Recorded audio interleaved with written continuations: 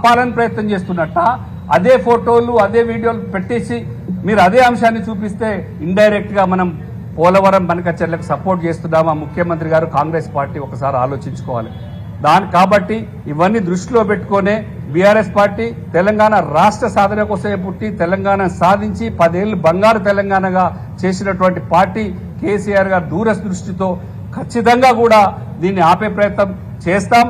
మేము దీంట్లో ఏ మాత్రం కూడా తేడా లేకుండా మా పోరాటం ఖచ్చితంగా ఉంటుంది. కేసీఆర్ గారు మాకు ఖచ్చితంగా సూచనలు ఇచ్చారు.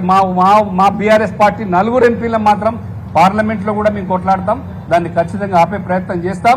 ఎక్కడ వెనక్కి తగ్గకుండా ఉంటామని చెప్పేసి ఇది మేము కేసీఆర్ గారు చెప్పింది తెలంగాణకు ఆంధ్రకు ఉపయోగపడే ప్రాజెక్ట్ కింద చెప్పింది తప్ప వాళ్ళ కోసం స్పెషల్గా మేమేం చెప్పింది కాదది. మా ఆలోచన అది. దాన్ని వక్రీకరిస్తూ పదే అదే చూపించే ఉద్దేశం ఇది గాంధీ భవన్ కాదు, సెక్రటేరియట్, రాజకీయ లబ్ధి కాదు, అది మాట్లాడొద్దని చెప్పేసి నేను ఖచ్చితంగా మా పార్టీ తరఫున నేను వాకౌట్ చేసి బయటికి రావడం జరిగింది. ప్రస్తుత ప్రభుత్వానికి జలాలపైన అవగాహన లేదు. దీంట్లో భాగంగా అసలు ఒకవైపు చంద్రబాబు నాయుడు దోపిడీకి పాల్పడుతున్న విషయాన్ని చూస్తూ కూడుకున్న పద్ధతి ఒకటైతే కాళేశ్వరం ప్రాజెక్టు నీళ్లు వినియోగించుకోకుండాని అసలు కంప్లీట్ గా పట్టించుకోకుండా మనకున్న కోటాను కూడా కనీసం గోదావరి జిల్లాలో వాడుకోకుండా అటు పాలమూరు రంగారెడ్డి కూడా కాలువలు జరుగుతుందా ఇట్లా నిర్లక్ష్యం వహిస్తుందని కూడా ఆరోపణ.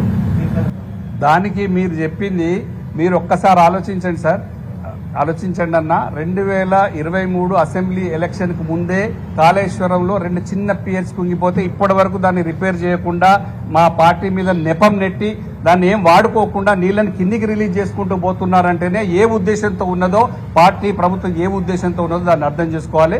ఖచ్చితంగా ప్రజలు గమనించాలని చెప్పేసి మనస్ఫూర్తిగా కోరుకుంటున్నాను.